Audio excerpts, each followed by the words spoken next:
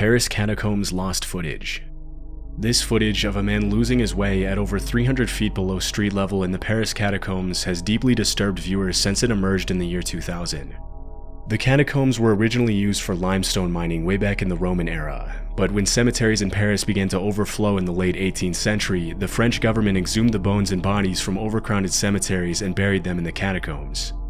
Over time, the catacombs became a curiosity for locals and visitors looking to catch a glimpse of the more than 200 miles of tunnels that stored the remains of over 6 million people, and they were open to the public in 1809. Today, the catacombs are one of the most important tourist attractions in Paris, even though only about 1% of the network of tunnels is mapped and open to the public. Most of the tunnels are not structurally sound or safe enough for tourist activities, and it's actually illegal to access the unmapped parts of the catacombs. But this hasn't stopped hundreds of locals from exploring the seemingly endless network of underground tunnels. For several decades, French authorities have done everything in their power to cover the hidden entrances to the tunnels, but people keep finding manholes and secret access points throughout the city that lead to the off-limits areas of the catacombs. Although this footage was recorded in 1993, it wasn't released to the general public until the year 2000, when it was shown as a part of an episode on the ABC Family TV show Scariest Places on Earth. The episode features Francis Friedland, a French filmmaker who says he came across the mysterious tape when it was given to him by a catacomb explorer who found it in one of the tunnels. Disturbingly, in the episode it's mentioned that the man who recorded the point of view footage was never found or identified. This video camera was found deep in the catacombs. It was picked up by a catacomb explorer, some of the people who wander down there. It was given to me, I looked at the tape. It's very bizarre. This person occasionally stops and he photographs bones, often in the shape of an arrow. These arrows point in a direction. Occasionally also, he stops to photograph roomfuls of bones, which means that he's very, very deep inside the catacombs. What happened to him? Nobody knows. Some of the clips show rooms full of bones, arrows painted on the ground, and even a strange painting of a silhouette of a person on one of the walls.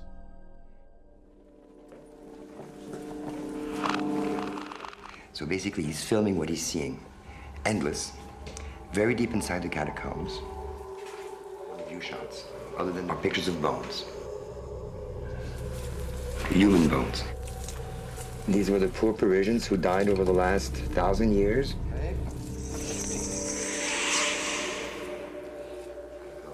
At times you'll see there's signs, painted signs on the wall, which is not uncommon. People have been painting in the catacombs for centuries. So it is possible with these paintings that we may be able to retrace an itinerary to some extent.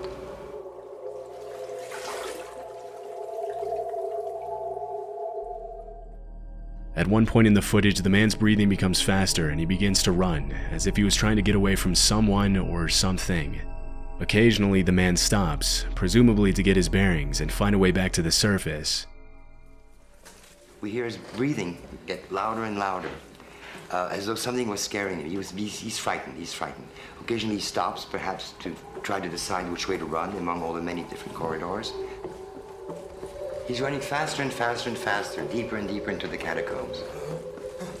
And all of a sudden,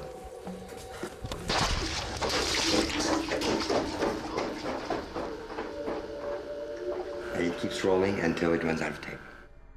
As the footage progresses, he runs faster and faster, until suddenly he drops the camera on the ground, where it continues to film until the tape runs out. After analyzing the video, Friedland explained that the room's filled with disorganized heaps of bones, and the fact that there's little to no graffiti on the walls of the tunnel meant that the man who recorded it would have been extremely deep inside the catacombs. Determined to unravel the mystery of what had terrified the missing man, Francis Friedland ventures into the catacombs with his crew. After comparing the footage to what they were seeing inside the catacombs, Friedland and his crew estimated that the missing man had been exploring the tunnels at around 300 feet below street level. At that depth, if flashlights or other light sources malfunction or run out of battery, the chances of getting out are pretty much zero. At one point during the episode, the crew's flashlight batteries begin to run low, and Friedland decides to give up the search, but then realizes that getting out is going to be much more difficult than getting in. Suddenly, Francis spots the same painting on the wall from the original footage, and after walking through the tunnel, they find the same room full of bones from the video. Despite these discoveries, they couldn't find whatever had scared the explorer who recorded the footage, and in the end, Francis and his crew give up and decide to call off the search after spending 12 hours underground. After the episode was released, thousands of viewers took to online forums to discuss possible theories regarding the footage. One of the most widely accepted theories is that after losing his way and realizing that he was probably not going to make it out alive, the man panicked due to claustrophobia and began to run, not knowing what else to do. But this theory wouldn't explain why he would drop his camera, one of his only sources of light. This fueled the possibility that the man had seen another person inside the catacombs. In the last few decades, several catacomb explorers have reported being robbed while they were inside the tunnels. If the man unexpectedly saw another person so far below street level, he may have feared the worst, which would explain why he began to run and drop the camera. Another popular theory is that the man saw something else that scared him. Scientists have explained that when the wind blows through the cracks in the walls of the catacombs, it makes an extremely low frequency noise called infrasound, or as it's sometimes referred to, the ghost frequency. This sound is normally inaudible, but the extreme bass sound has been demonstrated to create a range of bizarre effects in humans, from chills to anxiety to extreme sorrow. The ghost frequency is also known to make the human eye vibrate slightly, which makes people see shadows out of the corner of their eye, and coupled with the strange sensations the frequency creates in people, it's not hard to see why the man could have thought he saw something down there with him. This is definitely a possibility, but other people think the footage was just staged by the producers of the show to creep people out. It's strange how only about a minute and a half of the original footage was released to the public, but in the episode, Francis Friedland claimed that the original footage was over 40 minutes long, and all we have is his word about how the footage was even found in the first place. It was never confirmed whether the footage was staged or not, but what we do know for sure is that it was recorded 300 feet below street level in the catacombs. Hopefully with time we'll have more information, but for now the origin of this unsettling footage remains unknown. Mirjana Mortigard Glesgorv. The words Mirjana Mortigard Glesgorv might sound familiar if you've ever spent time searching for creepy videos on YouTube in the past. The story of Mirjana Mortigard Glesgorv first emerged in 2008 when a 20-second video with the same title was uploaded to YouTube by a random channel called Urwitzy. After the video was taken down by YouTube for unknown reasons, it was re-uploaded in April of that same year. The video in question shows a man with a mustache in front of a red, cloudy background staring intently at the viewer while an unsettling, high-pitched drilling noise plays in the background.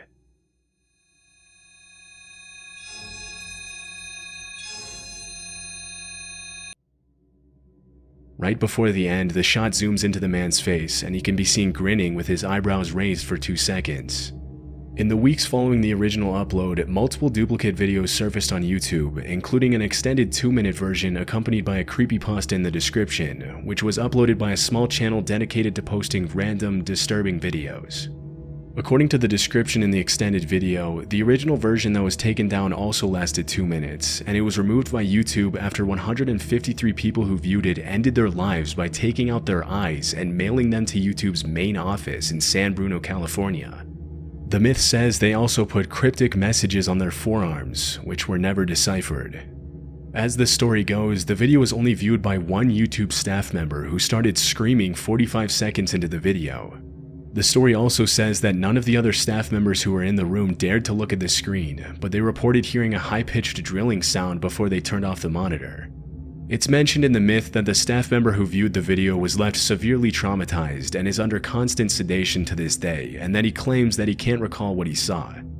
According to the creepypasta, because the IP address for the original video was non-existent, the uploader couldn't be traced by police, and the man featured in the video was never identified.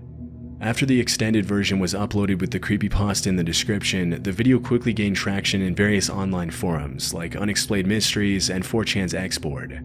This triggered the creation of dozens of viral chain emails and articles related to Mirjana Mortigard Glesgorv in several different languages. Thousands of users discussed the video on different Q&A sites such as Wiki Answers and Yahoo Q&A, which raised Mirjana Mortigard Glesgorv to classic creepypasta status, and the story was archived on the website creepypasta.com. In August of 2008, the story spilled over to the Russian web, where it was covered in different blogs and articles. The Russian version of the creepypasta was updated with new details, including a popular conspiracy theory which claimed that the video was created by the US Secret Service. 2 days after the original video was uploaded, a now deleted debunking video was uploaded to YouTube which claimed that the story behind Mirjana Mortigard Glesgorv was a hoax. It also claimed that the man in the video was identified as Byron Cortez, a Guatemalan marketing coordinator at an LA-based advertising agency who lives in the US Virgin Islands.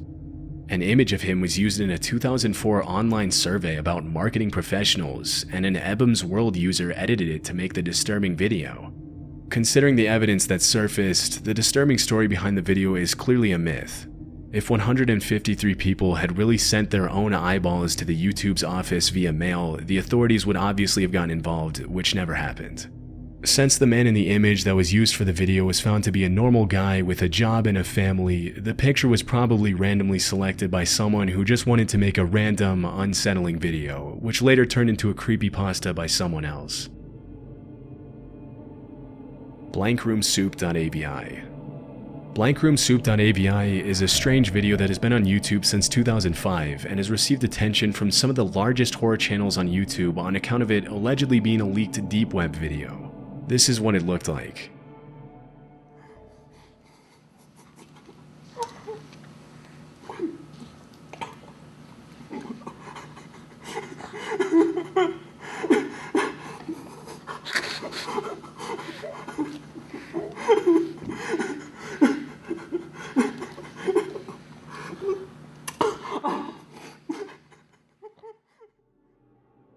The video in question shows a man in a white tank top eating a bowl of soup with a large wooden spoon in a room with white walls. A few seconds in, the man is approached by two people in doll-like costumes with black, lifeless eyes who appear to be comforting the man as he eats the soup. But the man doesn't seem comforted at all, and instead appears to cry inconsolably as he continues eating the soup.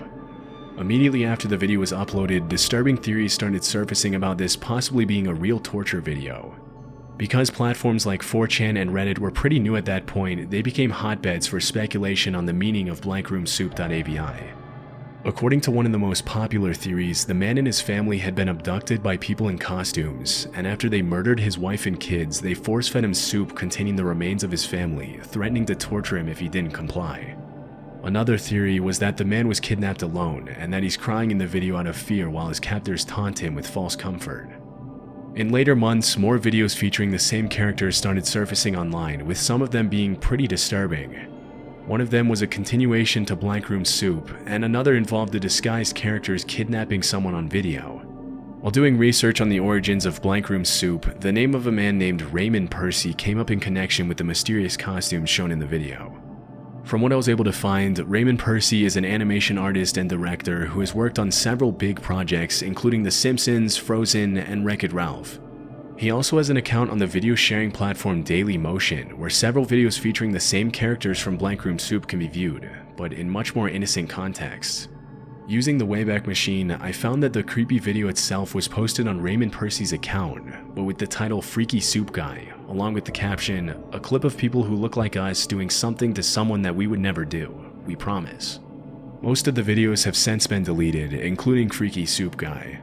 The strange caption indicates that perhaps this creepy video was not made by Percy at all, and in 2016, YouTuber Rainbot contacted him directly to get to the bottom of the mystery. Raymond Percy explained that he had created the costumes himself. The characters' names were Ray Ray, and he had used them for several live performances all over the world. After one particular performance at a club on the Sunset Strip in Hollywood, the costumes were stolen when Raymond and his crew were cleaning up the set. A few weeks later, he received an email with an attachment containing the creepy video, and he immediately posted it to YouTube and Dailymotion to share it with his team. According to Raymond, the creepiest thing about the video was that the characters move in the same slow, paused fashion in which his own performers were trained to act during their performances, meaning that whoever stole the costumes must have been watching Percy's live performances for a while, and perhaps they were even fans. This new information disturbed a lot of viewers, giving way to a new wave of theories and speculation regarding the unsettling video. It was later found that the man who was being kidnapped in one of the later videos that surfaced on YouTube was actually Gil Sharon, the drummer of a horror-themed experimental rock band named Stolen Babies. Raymond Percy's sister, Dominique Lenore, is the band's lead singer, and Raymond had animated some of their videos in the past and included the Ray Ray characters in the videos. In one of the band's photo shoots, the drummer can be seen wearing the exact same costume as in the kidnapping video. The fact that Raymond Percy had participated in the creation of one of the creepy videos that surfaced led many people to believe that the man in the original Blankroom Soup video was actually Percy himself, and that his eyes had been covered so that he wouldn't be recognized. Even if the man in the video is not Raymond Percy, the fact that 3 sequels to the Blank Room Soup video surfaced on YouTube discredits the idea that the original video was a leaked deep web video. It's rare enough to see a leaked deep web video on YouTube, let alone 4 consecutive videos without any of them getting taken down. With all the evidence that emerged, many users claimed that everything Percy had said about the costumes being stolen was a lie. Because if they had actually been stolen and used for the disturbing videos, the last thing Raymond Percy or anyone would have done is to post the videos on YouTube and not report them to the police. Some people even speculated that the whole thing might have been a promotional campaign for the band Stolen Babies, but this hasn't been confirmed. Regardless of whether Raymond Percy was telling the truth, the one thing we know for sure is that blankroomsoup.avi was never a deep web video. While some still argue that the video and its sequels are genuine, there's just too much evidence against the authenticity of the videos today to conclude that they actually came from the deep web. I feel fantastic. Those who have explored the horror side of the internet have most likely at some point come across a bizarre video of a singing android. In 2009, a single video named I Feel Fantastic was uploaded to YouTube by the channel Creepy Blog. It was the only video ever uploaded to the channel, and it basically shows a robotic humanoid singing the words I feel fantastic, you feel fantastic, you are fantastic, I am fantastic, hey hey hey, over and over again inside a room at night. The robot starts singing more mysterious lyrics like please leave, please me, and run run run. The description of the video is also extremely strange and goes into the Greek myth of Pygmalion, the sculptor who couldn't find a woman who was good enough for him, so he decided to make an ivory statue of the perfect woman himself, which the goddess Aphrodite later brought to life for him. The only link between the myth and the video is that the person who wrote the description suggested that maybe the robot was its creator's idea of beauty. At around the 2-minute mark, the video turns into a shot of a heap of leaves and branches in a random backyard with absolutely no context or explanation.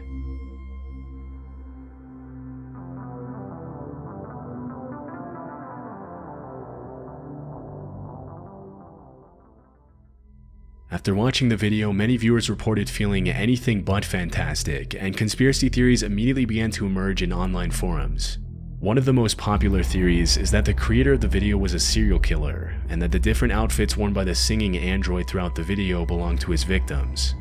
According to this theory, the killer created the android as a sort of tribute to his victims, and the backyard shown in the video is where the victims are buried. The strange lyrics and the overall creepy nature of the video reinforce this theory to some extent, but fortunately none of it is true, and the information regarding who made the android and why is actually available online. The robot in this video is called Tara the Android, and in my research I found that she was designed by a college professor in Connecticut named John Bergeron. According to the website geocities.ws, John Bergeron created Tara the Singing Android as a way to break into the android and animatronics industry, and even planned live performances for his android in order to get more visibility. Tara the Android also appeared on a sketchy-looking tech website called AndroidWorld.com, where you can buy the original DVDs and music videos of Tara and other similar robots singing. Some of the other music videos are even creepier, but that doesn't change the fact that this was an engineering project, not the work of a serial killer. Interestingly, although the video was uploaded in 2009, the last update that John Bergeron made to his website was in 2006, which means that the channel Creepyblog might not even be John Bergeron's channel at all. I Feel Fantastic might have just been uploaded by someone who thought the video was creepy or interesting and decided to share it online. The one thing that's confusing about the whole thing is why John Bergeron made such creepy music videos if his intention was to make a name for himself in the animatronics industry. He never provided an explanation for this. Dining room or there is nothing. Out of all of the creepypastas and scary top 10 videos that have gone viral in the last couple of decades, Dining Room or There Is Nothing is one of the videos that has left the largest number of viewers feeling creeped out. This unsettling 1-minute loop film was uploaded to YouTube in 2006. It shows a pale-faced woman sitting at the end of a dining room table in a dark house with a fire burning outside the window.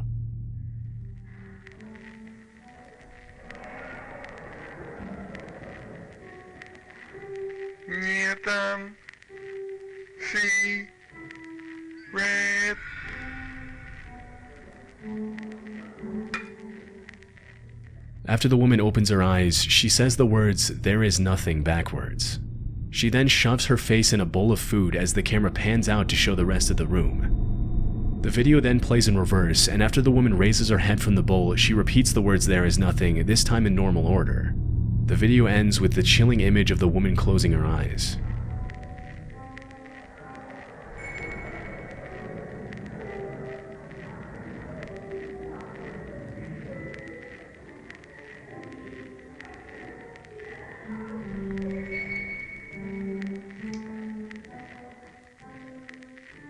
There is nothing.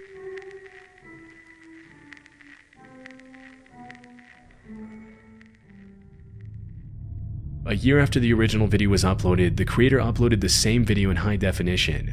Since the original upload, Dining Room or There Is Nothing has received almost 10 million views, and the haunting video has become a classic in the online horror community. The creepy nature of the video created a lot of speculation in online forums and social media platforms, with several users claiming that whoever watched Dining Room or There Is Nothing would be cursed. The intense stare of the woman and her cryptic message have continued to terrify viewers to this day, and even if there are countless other videos online that could be considered creepier, many people have reported that something about Dining Room or There Is Nothing has made them feel especially unsettled. After seeing how much attention his video was getting, the uploader created a website where he talks about the meaning of Dining Room or There Is Nothing, saying, "This piece was inspired by a personal paradoxical desire for empirical proof that there is nothing on the other side of life. I wanted to blur the distinction between the two states, and to state the paradox by showing someone who is coming back from life or death and denies its existence, thereby fulfilling the paradox." Despite the unsettling nature of the video and the fact that it has haunted millions of viewers worldwide, Dining Room or There Is Nothing is just a short film created by David Earl, a communications professional with a passion for experimental films. The woman in the video is Leah Porsager, a Danish artist who frequently participates in projects related to esotericism, such as this one. Even if it was just an art project, Dining Room or There Is Nothing has become a classic video in the online horror community since its original upload 17 years ago.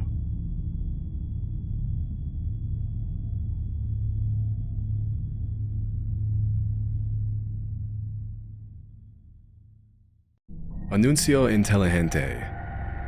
Back in 2019, a user named Raul made a disturbing post that would go on to be shared over 20,000 times and receive tens of thousands of likes and reactions. The post was originally made in Spanish, so you'll have to bear with me if the translation isn't perfect, but hopefully you'll get the main idea. The post was titled Anuncio Inteligente, which translates from Spanish to smart ad, and it read, "Something super strange just happened to me. I was watching YouTube videos on my smart TV when suddenly an ad appeared, as usually happens on YouTube. I was about to skip it when I suddenly saw this ad lasted more than 5 hours. I was really surprised and told my dad to come so he could see how long it lasted. I took a picture while I waited for my dad to arrive. The girl in the ad kept on talking, and when my dad arrived, she turned her gaze toward him. Even my dad jokingly said that she was watching him. My dad and I stood in front of the TV, the girl fell silent, and we felt like she was looking at both of us. We kept thinking it was impossible for her to see us. It wasn't a video call or anything like that, it was just a simple YouTube ad. It was simply impossible for her to see us. We laughed at how silly it all sounded. The girl kept on talking, but suddenly she got closer to the screen, and we started to feel a bit scared and uncomfortable. My dad wanted to test if she was watching us, so he said the word Changa a few times, and that's when the unthinkable happened. The Asian girl said Changa. At that moment, we got scared and I looked for the remote to skip the ad. My dad and I decided that we were very tired. It had been a long and tiring day, but we still couldn't ignore what had happened, so we turned off the TV. My questions are, what the heck just happened? Do TVs have cameras? If so, then I think it's possible for them to watch you. And lastly, was YouTube hacked? This incident scared both my dad and me. If anyone has gone through something like this, I'd like to hear your story. This was mine. Although the original post has since been deleted, it's been reposted a few times by Mexican broadcasting networks on Facebook, which has allowed a few YouTubers and Redditors to keep the story alive for 5 years as of the uploading of this video. From the moment it was uploaded, the post received pretty much every kind of reaction you can imagine, from those who called Raul out for lying on the internet to get attention, to those who claimed they had been through something similar, and everything in between. As for whether the post was real or not, 5 years after the original upload, it's still anyone's guess. I mean, it's not uncommon for people to place 2 to 3 hour long ads on YouTube. As for how effective these ads are at converting viewers into buyers, I can't really say, but the fact remains that it's technically possible Raul really did see a 5 hour long YouTube ad back in 2019. One thing that many Reddit users were quick to point out, however, is that YouTube ads need to be uploaded in a specific format to be accepted and rolled out by the platform. And it goes without saying that a 5-hour-long live call where the creator of the ad spies on the viewer and interacts with them would violate pretty much every single law and regulation out there. Still, that in itself is probably not enough information to officially label Raul's post as fake, as he was apparently not the only person who complained about this kind of thing happening to him that year. Through my research, I found several Redditors who pointed out that they had seen similar posts by other users on Reddit crop up sporadically in 2019, where people claimed they had been shown an unusually long ad that appeared to interact with them in real time. If the allegations are true, it's possible that what happened to Raul could have been a part of a massive hacking epidemic targeting smart TVs rather than YouTube itself, which the hacking of smart TVs isn't that uncommon. It's actually not that hard for a hacker to gain access to your smart TV's microphone and camera through certain malware, which is why if you look deep enough online, you'll find literally hundreds of complaints by users who claimed they were spied on through their smart TVs. Disturbingly, some users have even mentioned that hackers have blackmailed them through their smart TV, threatening to expose private footage of them to the world if they don't comply with their demands. But coming back to the smart ad story, this also doesn't necessarily mean that the post was real, and to this day, hundreds of Redditors have assumed that Raul was probably just straight up lying for clicks and attention. Unfortunately, because the post and so many of the original comments have been deleted, we'll likely never know. Do what? Portishead is a trip-hop band from Bristol, UK that was formed back in the 90s. Some of their music videos on YouTube have gone pretty viral, with one of them even getting close to 40 million views since it was uploaded in 2016. But over the years, there's been one particular music video that's become the subject of a ton of speculation and drama on YouTube and Reddit, and probably not for the reasons you might think. The music video in question is for the song titled Only You, and at first glance, there's nothing too different than what you'd probably expect from a band of this genre. But if you scroll down far enough into the comments section, you'll find something a little strange. A user named DoWhat made thousands upon thousands of comments on this single video over several months starting in December 2018. Sometimes DoWhat would comment hundreds of times in a single day. What immediately comes off as weird is that most of the user's comments appear to be random, angry rants directed toward a particular person or group of people. Sometimes it even looks like he's having a long, drawn-out conversation with himself through a YouTube comment section. I can't include some of the comments because they get pretty explicit, but you can probably get the idea just by looking at a few of them. One of them reads, "Heaven, yeah sure, and yet you still left me here. Well, you won't be going back, and I sure as hell won't take you there." Another one reads, "Nothing you say or have said means a damn thing when you spoiled evil demons live the way you do, period." At first, none of the comments seemed to make any sense, but after reading a lot of them, I realized there was a pattern. Although a lot of the angry rants are pretty vague, and a lot of them do what appears to be directing his or her anger toward the band in the music video itself, often claiming that the whole idea behind the songs and videos that made the band rich were stolen from DoWhat, who allegedly ended up getting no credit at all. Again, I can't include those due to the language, but some have suggested that this is the main reason why the user chose this particular video to dump thousands and thousands of angry comments on. As you can probably guess, a lot of people have tried to interact with DoWhat over the years, leading to some pretty disturbing conversations in which the commenter claims he's some sort of interdimensional being with the ability to speak to people on different timelines, or something like that. Even though most of his comments are pretty difficult to understand, in a few of them, DoWhat has repeatedly claimed to be a female living in a homeless shelter and to be receiving messages from some sort of godlike creature who is guiding her to save humanity from destruction or something. Due to how often DoWhat was posting back in 2018 and 2019, many people have suggested that the only way it's possible for so many comments to be coming from a single account is if DoWhat was a bot. But others have claimed that because DoWhat has edited their comments, the bot theory might not be the answer. As hard as it is to believe, everything seems to point to the fact that every single one of these comments was written individually by a real person, which has made a lot of people suggest that the user might be suffering from a pretty severe mental illness, or was simply looking for attention online and willing to go to extreme lengths to get it. But for why, we don't know. Other people have speculated that the whole DoWhat mess was perhaps the band Portishead's attempt to bring more attention to their music video through an alternate reality game or ARG, but because DoWhat started posting comments on the video more than 3 years after it was uploaded, this is pretty unlikely. If this was an ARG, then it's brilliant because obviously it did its job. After posting threads upon threads of aggressive, rambling comments, DoWhat's original account was taken down a few months later, but the comments section on Portishead's video didn't get any less strange after that.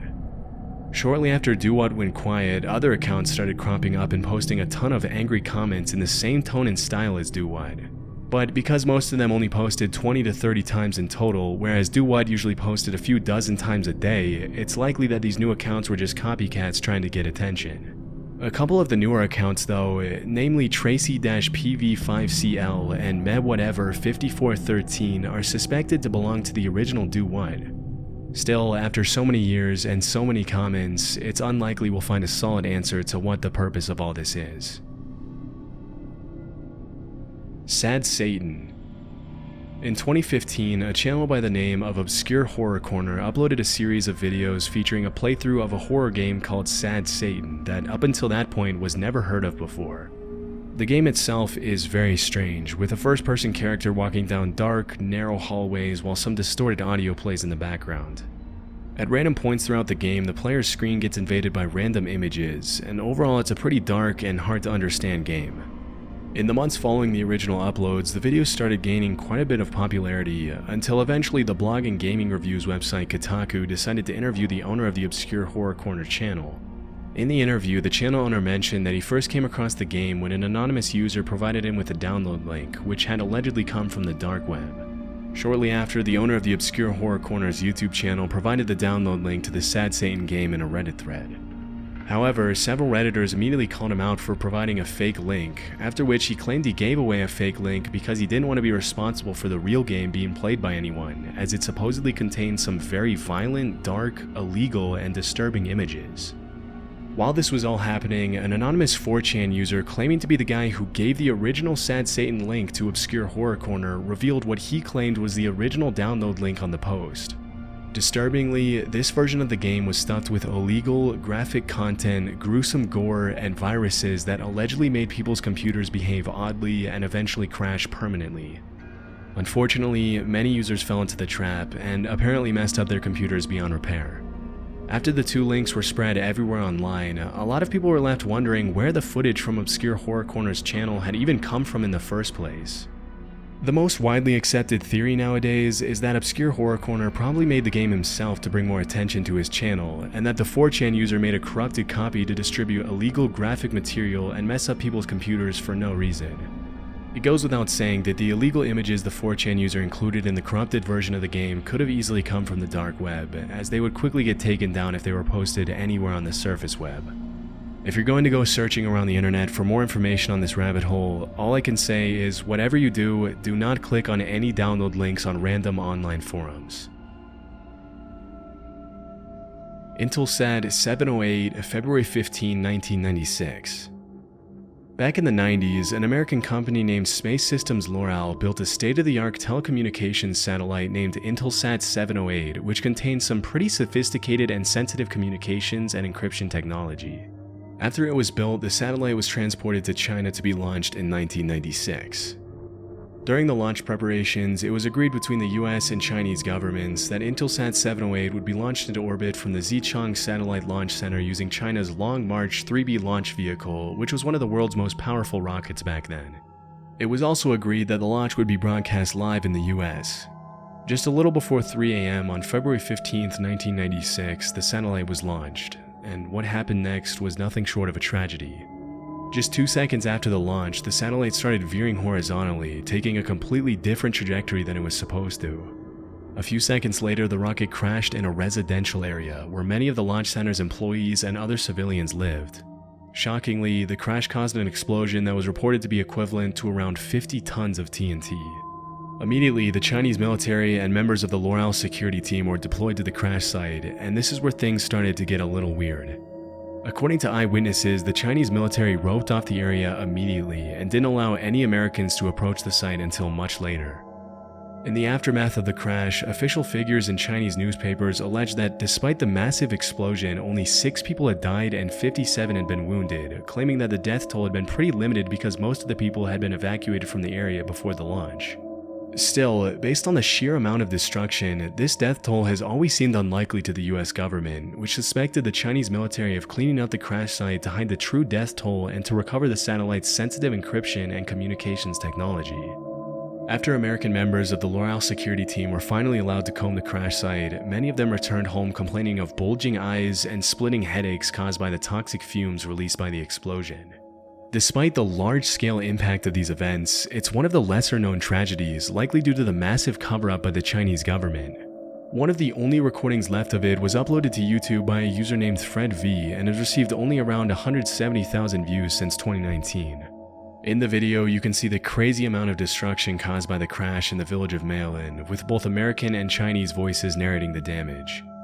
Strangely, at the end of the footage, the entire video takes a weird turn where you can see a clip of a woman who says her name is Janet Ship, and that in order to help her viewers prepare for their trip to China, she's going to ask a few simple multiple-choice questions. Hello, my name is Janet Ship, and in order to prepare you for your trip to China, we would like you to take this simple multiple-choice quiz. Remember, there is only one correct answer for each question. Ready? Here we go. This is a picture of A, a creature found in nearby hills. B, dinner. C, a Hughes technician. These guys should score a point in horseshoes. A, in 30 to 40 minutes. B, when Mabuhay launches. I searched pretty deep, but there doesn't seem to be any explanation online for the quiz at the end of the crash video. It's all just a really weird combination of clips. I mean, it's pretty jarring to have such a shocking video end with a woman asking weird questions with happy music in the background, and your guess is as good as mine as to what the last part of this video is even about. Unfortunately, the comments were turned off for this video, and not a lot of people know about it in the first place, so who knows if we'll ever find out why the video ends like that. 00390. 00390 is an extremely strange YouTube channel that's been up since 2015. Even the description in the channel's About section is a little unusual. The text is written in both English and Italian, and it reads, "Do not subscribe, you bother me. Do not offer me money for affiliation or visualization or other. I am not interested. At best, offer me some typical food of your country." Below this text, there's another phrase that translates roughly from Italian to, "I like cold girls, but alive." Despite the owner's efforts to scare away subscribers, 00390 has over 50,000 subs as of 2024, and that number is probably only going to keep growing if he continues to upload disturbing, attention-grabbing content as he has up until now. The videos on the channel range from strange experimental art videos to first-person footage of a cameraman following women on the street to disturbing images of women being held hostages while creepy audio plays in the background to gross cooking videos. Due to the creepy nature of so many of the uploaders' videos, many viewers have come together online to try to find an explanation for the channel, which has resulted in some pretty wild theories being spread all over the internet. According to one of the most popular ones, the channel's owner is a suspected serial kidnapper who drives around the street looking for potential victims, which would explain why there are dozens of videos on the channel where he appears to record women on the streets against their will, with some of them looking visibly frightened at the guy. Based on what I found, there isn't really a solid conclusion for the channel's meaning. It's possible that this is just the product of an artist expressing himself with some sort of ARG attempt, or that there's really something more disturbing going on. Whatever the case, if the guy isn't a kidnapper, he's not exactly helping his case by uploading videos like the ones he has up until now. Fun Time Kids Care. On the 25th of January 2015, Reddit user Disco Godfather 6922 made a post on the Salt Lake City subreddit that would start one of the biggest conspiracies in the platform's history. The post featured an image of a mysterious bright green building with little to no context. Its only identifying features were several signs that read Fun Time Kids Care, suggesting that the building might have once been a daycare center or at least pretending to be one. The title of the post read, "What's the deal with this place? Lived across the street from it for 5 years, never seen a kid there." At first glance, an abandoned daycare doesn't seem all that interesting, but something about this building felt off. There were details that didn't quite add up.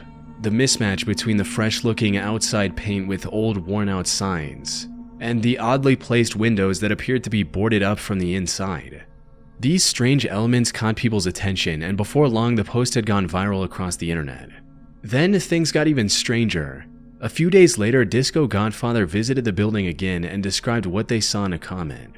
"So I just came back from the place and found something in the back covered by a camo tarp. I then saw a Mexican man come out, pick something up, and go back inside. Earlier in the day, I went there and saw a pizza guy trying to deliver a pizza to the place. He knocked and nobody came to the door. He left and I was about to as well until I noticed kids walking up to the door and trying to get in. Finally, an old Mexican lady opened the door and let them in. 5 years of living here, never saw a single person go in or out. Then in one day, I see 4 people. Weird." And while some people joked about the building being the base of operations for Walter White from the popular TV show Breaking Bad, others took things more seriously. To them, this daycare looked like a money laundering front, or something far sinister like an organ harvesting operation. One person also pointed out the convenient timing of Disco Godfather seeing the 2 kids after their post went viral, stating, "Could still be a drug front, but perhaps due to the additional attention it's getting, they're bringing in some of their own kids to make the place look more convincing." But before Disco Godfather and the rest of the internet could find any concrete answers, a Reddit user by the name of Deathship advised them to stop looking into this place. Naturally, people wanted to know who this guy was. As Redditors began looking further into Deathship to understand their ominous warning, they made some interesting revelations. Deathship was a retired Air Force linguist who was fluent in 8 different languages and was also stationed in Area 51 at some point. If these credentials were true, it was possible that this mysterious building was affiliated with one of the 3-letter organizations like the DoD, FBI, and CIA. And if Deathship knew, that would explain his warnings telling Disco Godfather to back off. But things became even more terrifying when soon after Deathship's comment, Disco Godfather began receiving threats from other users.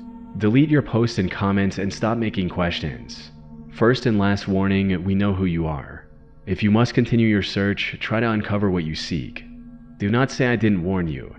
Things like this are always run by dangerous people." Things got even more alarming when people found a link between the daycare and a shipping container from China. The bill listed 1,100 kilograms of plastic jewelry and 6,825 kilograms of football and soccer balls. This led many to believe that this daycare might be involved in human trafficking, pointing out that the weight didn't match what you'd expect from lightweight plastic items. Fortunately, all of these disturbing theories were discovered to be nothing more than conspiracies. The Utah Department of Health has official child care licensing records indicating that Funtime Kids Care is just a normal functioning daycare. A recent comment by Reddit user Baby Tears also confirmed this with a personal story which reads, "I know this post is old, but my dad actually went there as a kid. It's ran by a nice older lady. Apparently, my dad told me it's usually meant for kids as kind of a safe haven daycare to protect children who have a parent or family member that isn't meant to be in contact with them that's deemed as more dangerous or persistent. Hence why the windows are semi-covered with curtains and drawings, also for safety. That's why there are only a few kids in there. I live right by it, and they actually just painted the building a bright green with yellow windows. In the winter, there's cute snowmen in the playground." Looking into the daycare's history, it turns out it was originally established in 1973. And it used to be much more lively back in the day. However, after being purchased by a man named Richard Yoakum, after 2006 the daycare wasn't looked after properly, with multiple complaints of issues like infants being left outside without any supervision, yelling at children, and inappropriate sanitary facilities being common. Eventually, the business started to fail. But Richard continued to operate the daycare at a loss and handed it over to his mother just so she would have something to do in her elderly years. As for the ominous warnings from Deathship and others, they were just trolls taking the chance to harass Disco Godfather and turn this into something bigger than just a creepy building. On May 15, 2023, Richard passed away at the age of 79. But the Funtime Kids Care building still stands today, its legacy now reduced to a quirky internet footnote where fans of the mystery even dress up as the daycare for Halloween. An ending to what was, in hindsight, a completely overblown saga. 96.7 FM Strange Sounds. On the 7th of January 2018, Reddit user Batchian320 made a post on the Beaverton, Oregon subreddit describing a bizarre phenomenon. The post read, "Tune in to 96.7 if you are near Progress Ridge. Some weird shit is going on. Sitting in the car with friends, tune to 96.7 and I'm hearing weird repeating sounds and sometimes random people talking or saying random things. The sounds get more bassy and less bassy with some strange frequencies interrupting other ones. Someone please explain this." And while others initially dismissed it as nothing more than two dominant radio stations playing over each other, they quickly changed their minds after listening to the eerie broadcast themselves.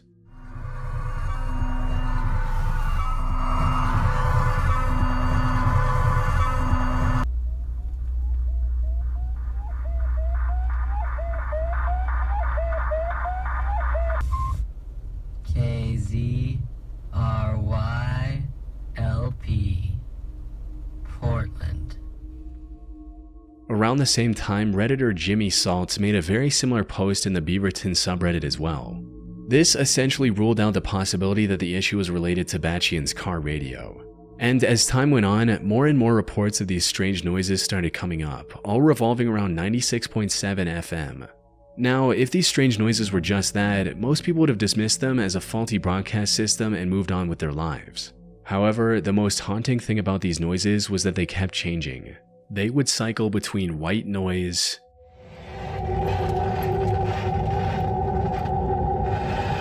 something resembling a very loud fan,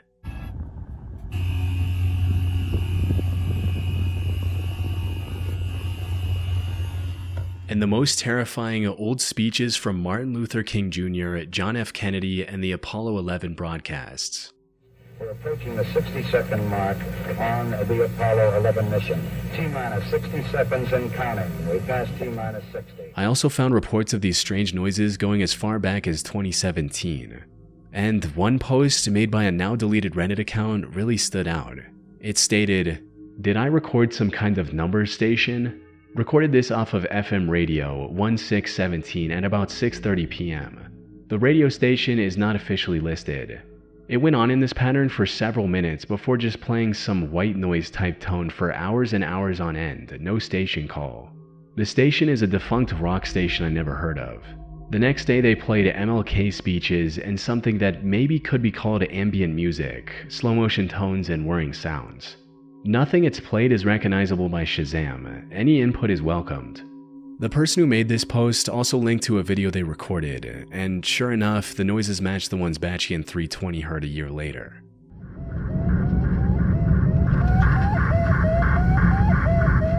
As far as I could tell, reports of these strange noises persisted until June 2018, only to disappear as suddenly as they emerged. This extended year-and-a-half-long timeline of these noises does negate the possibility of this being some troll hijacking the frequency. Because over such a long period, one of the people working for the 96.7 FM station must have noticed the hack and corrected the issue. So if these noises weren't caused by a malfunctioning broadcast or a hack, then what were they? The only people who could prove these answers were those who owned and operated the station. And after going through one of the recordings of these noises, we can hear a distorted call sign of KZRYLP. KZRYLP. Looking up this call sign in FCC's public notice from August of 2018 reveals that this station is licensed to the Community Alliance of Tenants, which is a non-profit aimed at helping tenants know their rights. However, this revelation introduced more questions than it answered. What does a non-profit focused on tenant advocacy have to do with eerie, unexplained noises on the radio? Reaching out to the Community Alliance of Tenants was met with an outright denial of having any knowledge of interference with their station. This leaves only one possibility on the table, that these noises were deliberately broadcast by the Community Alliance of Tenants. As for why they would do this, the answer is simple: for attention. Think of it this way: you're driving down the highway and you want to see what's on the radio. You shuffle through the radio stations to find something you like, when all of a sudden you hear a creepy noise. Wouldn't you be curious to check out the station at a later time to see what was going on? As the explanation goes, they were likely broadcasting these noises on off hours to build curiosity around their station, which otherwise covered boring talks about tenant rights. People were mentioning this possibility all the way back in 2018 when these noises first became popular. And while the Community Alliance of Tenants hasn't come forward with a confession, people on the internet are 100% convinced that they deliberately created this hoax for attention. However, 96.7 FM has since been replaced by a rap station. The Evil Farming Game. On the 1st of May 2016, Reddit user Sparta213 asked for help in finding a game similar to that of Harvest Moon, which is a cutesy farming game. However, this cuteness quickly turned into sheer horror as others read through the specifics of what Sparta was looking for. The post read, "I know almost nothing about this game. All I can remember is that it's kind of like Harvest Moon but with a dark twist. The game starts out with you and your wife. One night you get into a fight and you end up stabbing her to death. Now, the game revolves around you farming to stay alive while trying to keep the town from finding out about the incident that happened. Every now and then the cops come to search your house and you have to hide her corpse." People found the idea of a game that combined an innocent premise like farming with such a twisted plot both disturbing and highly intriguing. Given the storyline of this mystery game, most assumed it was some obscure Flash-based browser game. However, despite countless users on the subreddit dedicating hours each day to the search, they found no clues that could lead to an answer. The search also garnered an entire subreddit, which quickly grew to over 10,000 members as the legend of the game with such a dark premise traveled across the internet. The search also resulted in some users posting about having played the game a long time ago, with one such post reading, "Hi all, first time posting here. Today I found my old laptop, but sadly it won't boot up. But it brought back some great memories, particularly a game I'm about to describe. So, at the start of the game you killed your wife, but after that you just lived as normal managing your farm. However, it had a twist. The police could come at any time and find the body, so you had to constantly be wary and move the body. The laptop was built in 2001, and I bought a new one in 2003, so it would have been between that time. It wasn't a browser game, and I think I may have gotten it from uTorrent, but cannot remember to be honest. Hope this is enough info, and many thanks." However, all of these claims turned out to be false. That is, until one user solved the mystery 5 years after the original post. According to him, Sparta likely saw this animation for a clip of YouTuber Varg Skeletor Joel, otherwise known as Vinesauce, and later misremembered it as an actual game. Honestly, you know what it sounds like? It sounds like Harvest Moon, but with, like, corpses. It sounds like... That'd be a fun game, just playing as Harvest Moon, but throughout all of the gameplay, you gotta hide a dead corpse. You know what? No. You know what it is? Harvest Moon, it's just regular Harvest Moon with your wife, and midway in the game you have an argument with your wife, and you accidentally kill her with like a...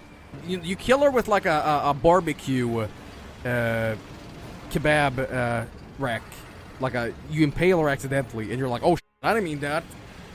And at the same time as you gotta like manage your farm, you know, raise your chickens and milk the cows, you also gotta like hide the body from the cops sometimes, from health security checks, and yeah. Sparta would confirm this to be the case, stating, "So guys, I just got around to looking at the Vinesauce animated video that someone found, and as anticlimactic as it may be, I believe that this is likely the source of the game. It fits everything exactly. And I used to fall asleep all the time watching Vinesauce videos." So, in the end, while finding the answer was satisfying, it also left many feeling empty after spending 5 long years searching for a game that ended up not even existing. Kanye Quest 3030. On July 22, 2013, a game called Kanye Quest 3030 released online, sparking a mystery that would haunt the internet for a decade. It was a very odd Pokemon-like role-playing game in which the player character, popular musician Kanye West, falls through a mysterious portal and finds himself in the year 3030.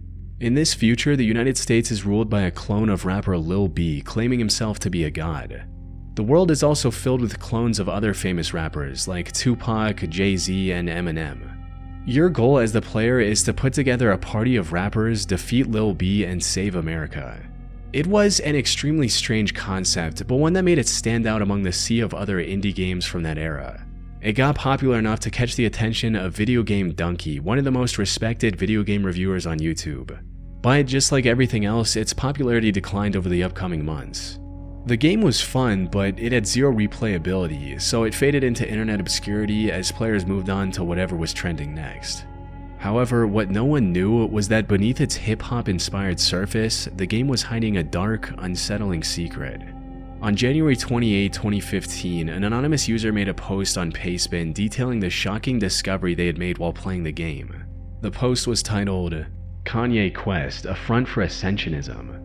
At one point in the game, an NPC asked the player, quote, "What do you want to do?" with a 6-letter blank space prompt to type your response. For fun, the user decided to type in "ascend." Doing this completely changed the scene and revealed a previously unknown section of the game, with the player character turning into a white butterfly. Immediately after entering this new area, a text box appeared with a creepy message reading, "Congratulations, you have proven yourself to be an open-minded and curious thinker. We must apologize for deceiving you, but we can reveal that the game you are playing up until this point was a front constructed to protect what you are currently accessing. We must ask that you do not reveal this area to the public. If you believe that you may be prone to revealing information or do not wish to participate, please close this program immediately by pressing Alt F4 or selecting the No option when it appears. By selecting the Yes option, you agree to participate and not reveal information. Would you like to participate?" Here, selecting No would just close out of the game, but if you were to select Yes, the game would bring up an even creepier message reading, "The following is a thought exercise designed to help teach you something beneficial. By undertaking this exercise, you will hopefully be affected in a positive way. Due to the nature of the exercise, this something cannot be revealed immediately. This exercise may or may not be restricted to this software. It is important to remember that the purpose of this exercise is to benefit you. You will not be timed. We cannot provide any more information except that we wish you good luck. You may begin now. Welcome to your ascension." The game then presented you with a number of puzzles where you had to enter the right password to proceed. If you managed to successfully complete these puzzles, the game teleported you to a completely white room with a single computer. Clicking on that computer revealed the message, "Congratulations, you have ascended. Thank you for playing."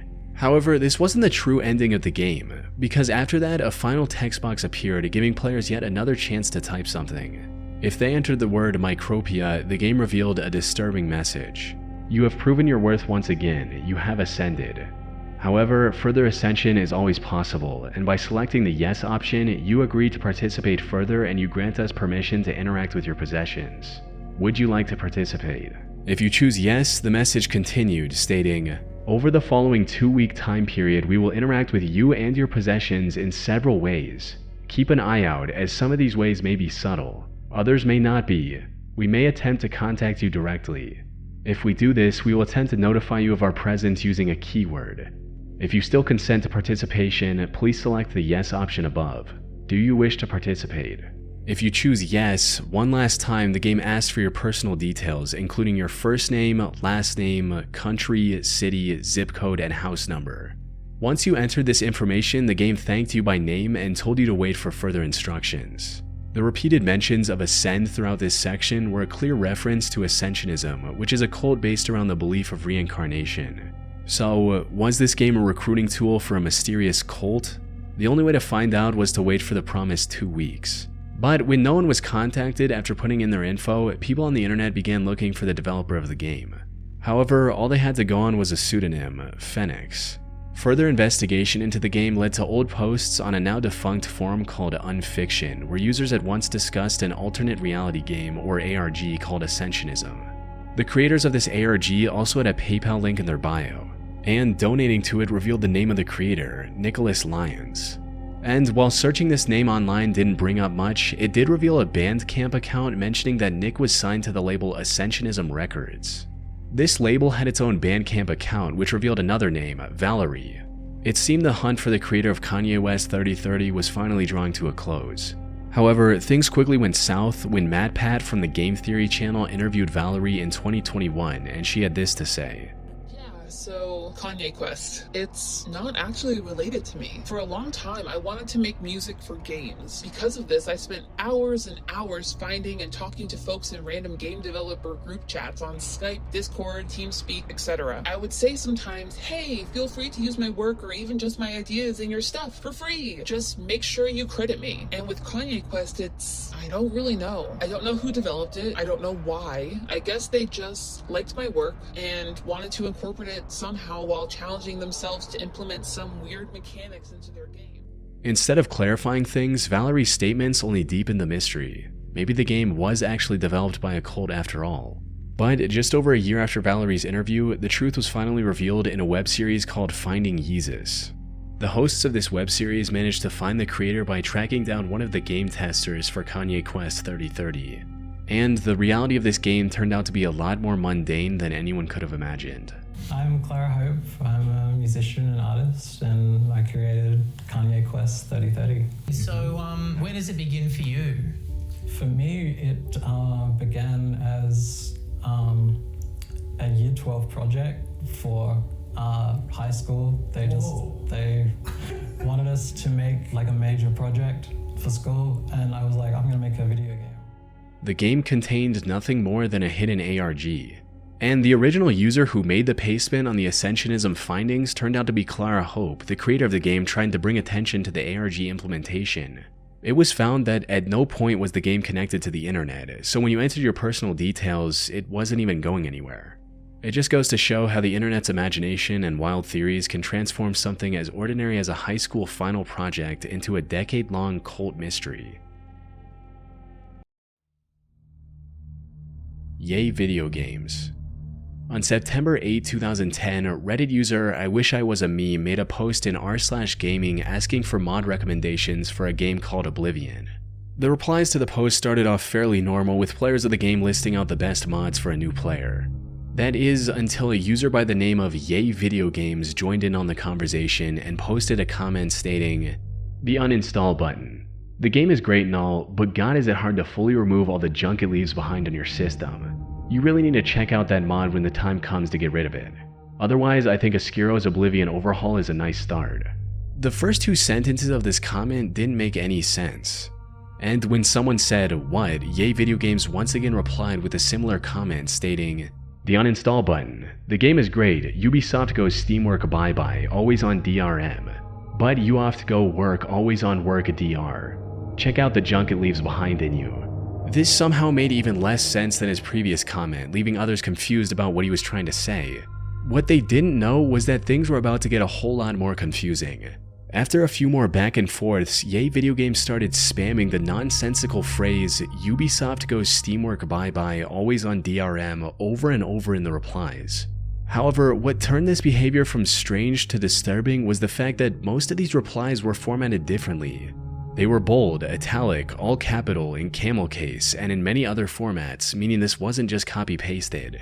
He also linked to some extremely unsettling images with some of these comments that didn't make much sense either. The creepiest of these images was of a white surface with Yay Video Games' odd phrase written all over it. From there, he continued posting similar comments nearly 4,000 times before finally getting banned from the subreddit. This left a lot of people questioning what they had just witnessed. Many just assumed that he was either trolling on some extreme level or that this was the work of an advanced bot. But before they could get any answers from Yay Video Games, he deleted his account and disappeared from Reddit, and the mystery of this bizarre breakdown remained unsolved. That is, until Reddit user SoLegitHS took it upon himself to solve this case, hoping to find an interesting ARG or something along those lines. But what he uncovered instead was far more tragic than anything he could have imagined. After going through every post from the Yay Video Games account and finding similar repetitive patterns in other places across the platform, SoLegitHS narrowed down 3 more accounts that belonged to Yay Video Games. These included No Substance Here, Vinyl Record, and Not Sure How Big You Are. Among these, Not Sure How Big You Are appeared to be Yay Video Games' main account. Here he shared many aspects of his life that were crucial to figuring out his story. And contrary to what many believed, he wasn't just some troll spamming bizarre posts for attention. Those posts were his way of coping with a deeply miserable life. According to his posts, Yay Video Games was suffering from some extreme chronic illnesses that left him in excruciating pain at all times. The constant medication had also messed up his mental stability, resulting in manic episodes like the one that made him popular in the first place. Sadly, all of this became too much for him to bear. In the beginning of 2015, he decided to end his own life to escape the suffering.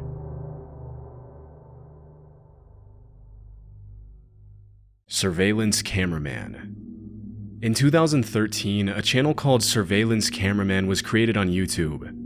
And although the videos have all been taken down now, only accessible through a handful of internet archives, there was once a time when this channel went so viral that it was even featured in the news and in the Seattle Times newspaper.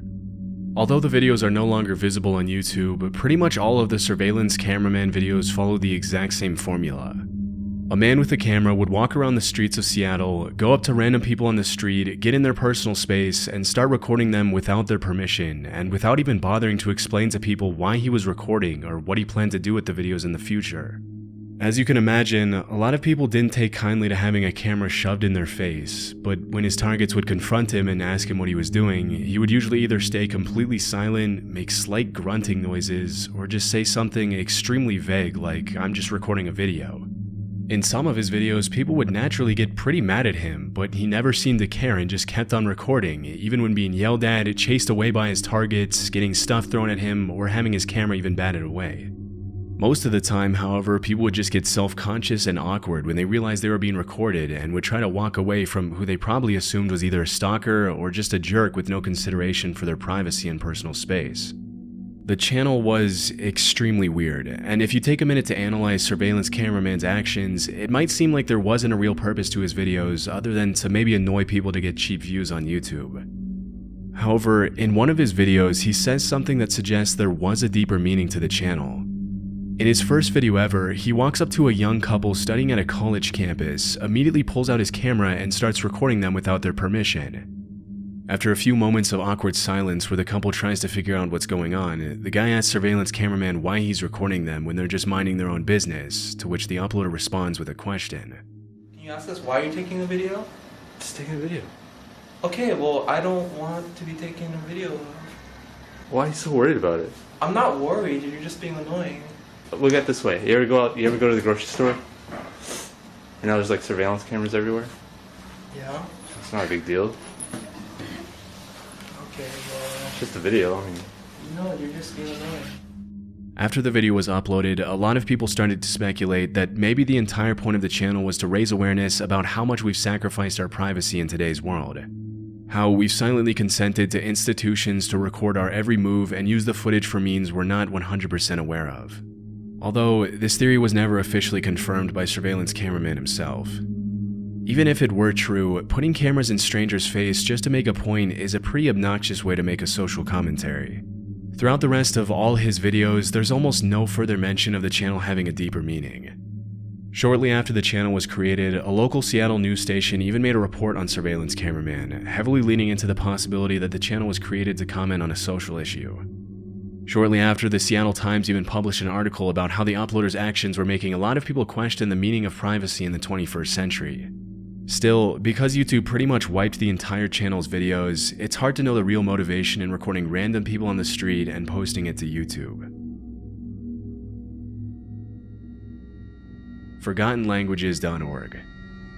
ForgottenLanguages.org is a very confusing website with all kinds of theories behind its possible meaning, which has led to the creation of a pretty deep rabbit hole around it over the years. Upon visiting the site, you'll be greeted with what appears to be a library of strange articles with some very weird images. What makes this website so strange is that none of these articles are legible, as they appear to be written in some sort of unknown language. Some of the articles do have snippets of English sprinkled throughout them, but for the most part, they're pretty much impossible to understand. The only way you'd be able to get an idea of what each article is about would be to look at the external documents being referenced in the article and do some reverse engineering to make an educated guess as to the article's subject matter. The further I ventured into the site, the stranger the topics of the articles started to get, with a lot of them being written on things like occult spirituality, alien technologies, the darker side of neuropsychology, and similar topics. Although some people have speculated that the entire site is written in complete gibberish and was just made as a complicated joke, others have claimed to have successfully translated some of the articles with advanced translation software. Many people seem to think ForgottenLanguages.org is the work of a mysterious woman who goes by the name Angel, along with 15 other close collaborators who are obsessed with using already existing languages to create a new, universal language that can be understood by living organisms other than humans. This is where it starts to get a little confusing, as the creators of the website have also allegedly claimed that they made ForgottenLanguages.org to share some sort of secret knowledge with other speakers of the language around the world. Because some of the articles on the site seem to reference confidential government documents, lots of people have theorized that there's something deeper going on behind the scenes at Forgotten Languages, but so far none of this has been confirmed. I also found really elaborate association charts made by someone who wanted to find all the people connected to the website. But some of the associations look like a bit too much of a stretch, and it looks more like a conspiracy theory chart than anything else. Because the owners of Forgotten Languages have been uploading articles to their site for over 15 years, it's hard to believe they're doing it without a real purpose. If it were a hoax or some sort of ARG, this would be a pretty elaborate one. As I later found out, there's also Forgotten Languages YouTube channel with some very strange videos. A couple of other YouTubers have reached out to the channel owners who responded not to worry about the channel as the videos were all made as messages for their members or something like that. It's possible in the future more information on Forgotten Languages will surface, but for now, there's not really a concrete idea as to what the site is actually used for. Thrift Shop SD Cards. In 2014, a channel called Thrift Shop SD Cards was created on YouTube with the intention of uploading strange things that the channel owners found in the memory cards and cameras they bought at thrift stores. Since its creation, only 2 videos have been uploaded to its channel, with the most recent one dating back to September 2014. In the description of the first video, the uploaders claimed that the video was found on an SD card in an old digital camera around 2004, and that the footage shows 2 teens looking at what appears to be an abandoned school.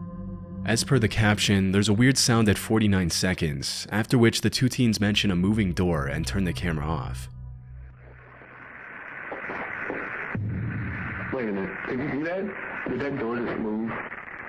Did you? Nope. Nope. Did you see that? Like, was that a door that just moved? Because the video ends as soon as one of the teenagers turns around, it's impossible to know what exactly caused the door to move. Still, it's pretty creepy considering the video was allegedly found on a thrift shop camera. The second video shows a man staring into the camera and talking about something being in his eyes and asking someone else if they see the things in his eyes too, with no response.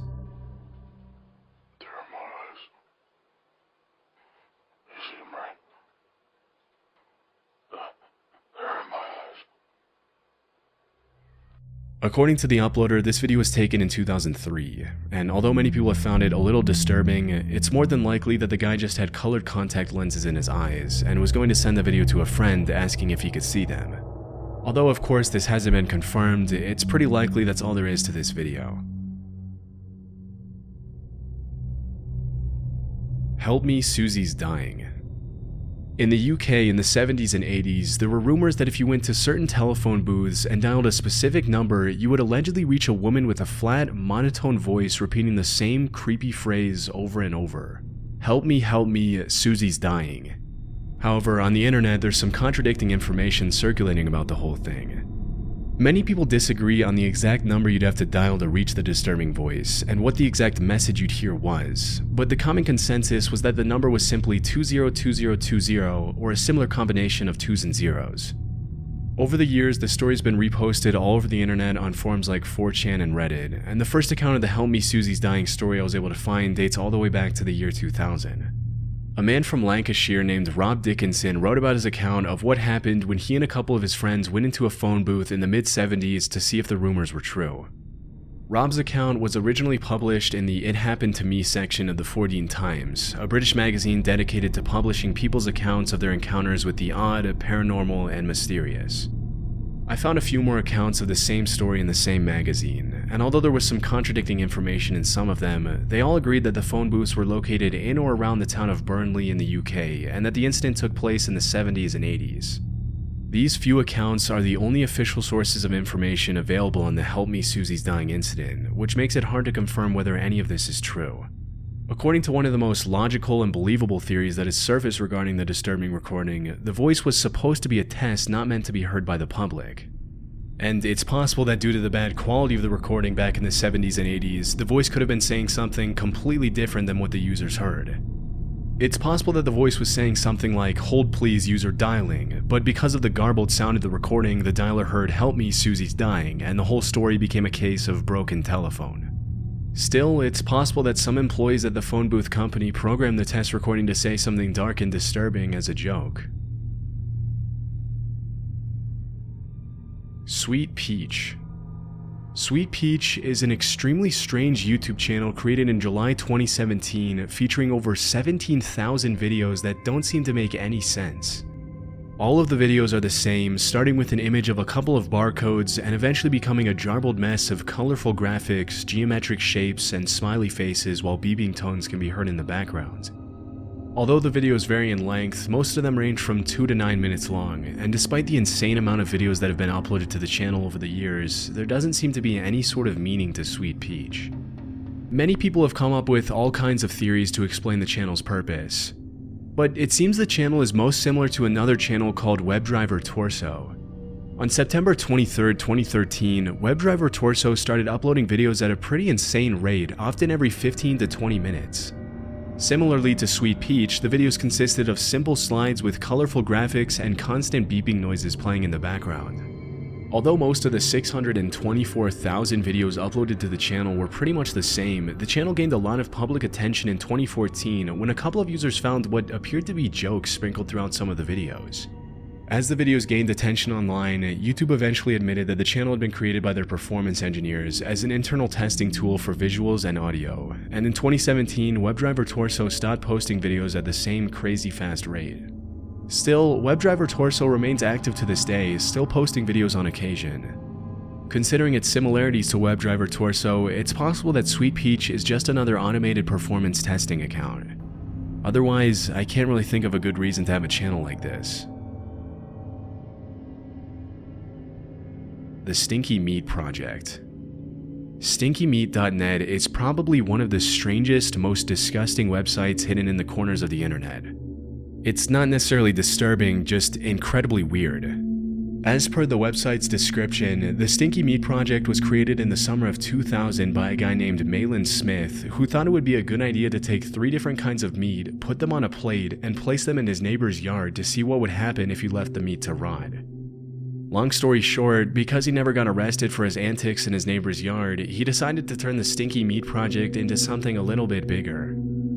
Over the years, Malin Smith and a couple of his friends have been taking different kinds of raw meat and documenting what happens when they leave the meat in random locations such as libraries, malls, parks, backyards, and even on top of their computers. The whole project consists of them going back to the meat they've left in different locations, checking to see how disgusting it gets over time, and uploading the pictures to their site, as well as some descriptions of what they had to go through for the meat to end up where it did. There doesn't seem to be much more to it. The sheer effort they've put into the whole thing is pretty insane. Over time, Malin and his friends have even made some merch with the Stinky Meat Project logo on t-shirts, and it appears they even had a bit of a fan base at their peak. It seems the project is no longer active, but the website definitely still is, and probably will be for a while. Floating Chinese City. In 2015, a video of what appeared to be a floating city in the clouds above the Chinese city of Foshan started circulating everywhere online, and after it was covered in several news stations around the world, all kinds of theories started surfacing regarding the video's origin. The quality of the video itself is pretty bad, but because it was allegedly shot on a cloudy day, it doesn't immediately look fake. Despite the fact that even sources like CNN covered it, nobody really knows who shot the video or where it came from, which is pretty strange regardless of whether it's real or not. As you can imagine, as soon as some of the more credible news sources began speculating about the video's origin, people started throwing around all kinds of conspiracy theories, with some people claiming that the footage is undeniable evidence of the so-called Blue Beam Project.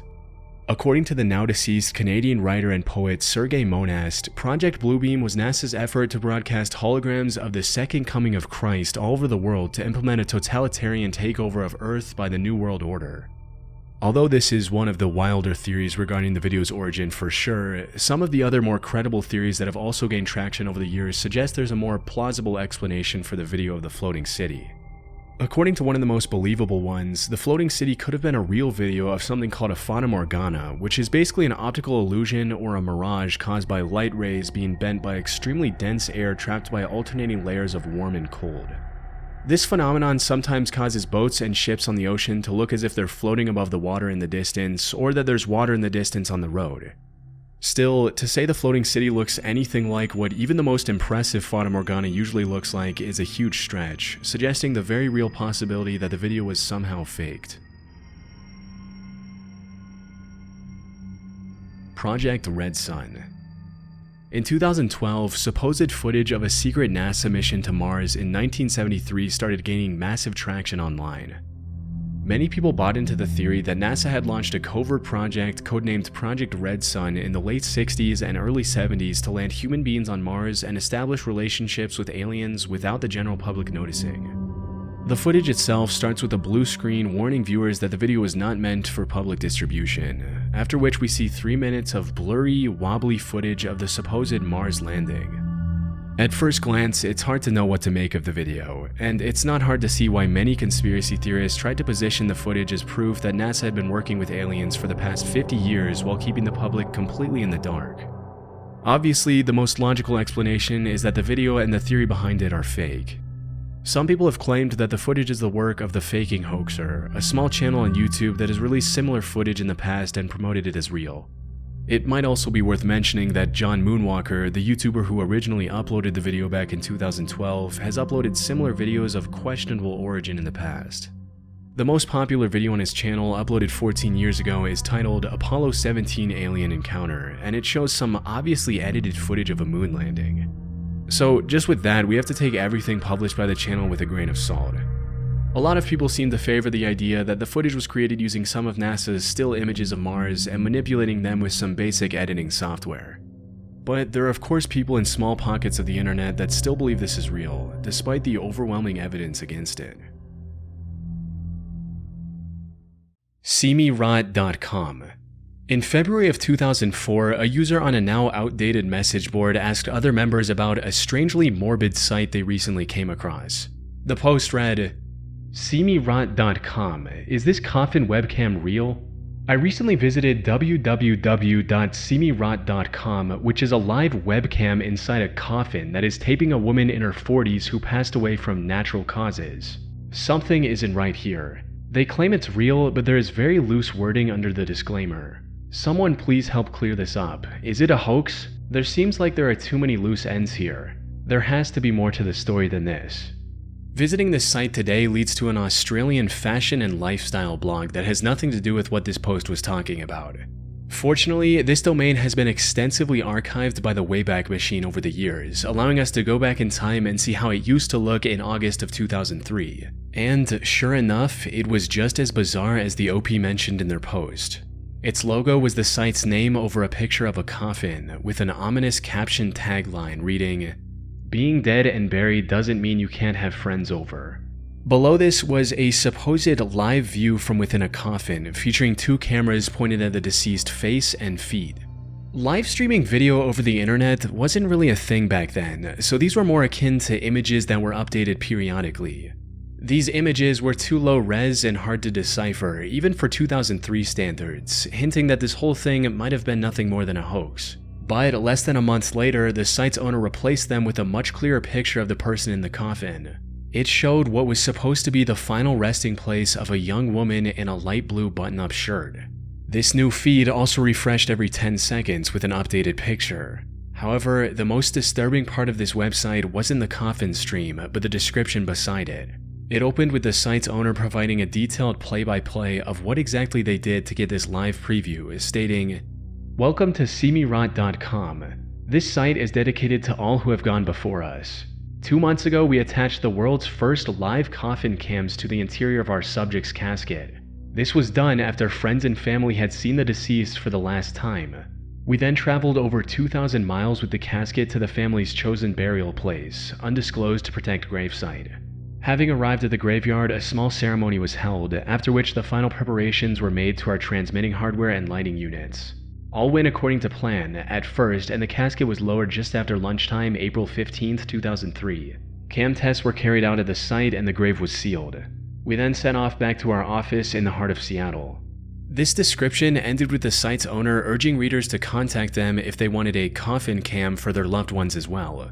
So the whole purpose of this site appeared to be an advertisement for their disturbing service, which left visitors with more questions than it answered. Like, who in their right mind would want to see the decay of their friends and family after their passing? But while people were figuring that out, SeeMeRot.com became a phenomenon on the early internet, with people talking about it on forums, prompting even more flock to the site out of sheer curiosity. It even got picked up by mainstream media like the QI, or Quite Interesting show from the UK. The biggest question most visitors had, however, was whether it was actually legit. Were these images really from the inside of a coffin? Well, as it turned out, seemierot.com was nothing more than a hoax. Some savvy users quickly figured out that the live preview wasn't live at all. Instead, it was the looping GIF of a still image that went in and out of focus to emulate a live digital camera from that era. This also explains why the supposed body didn't change one bit in the 10 years the site was up.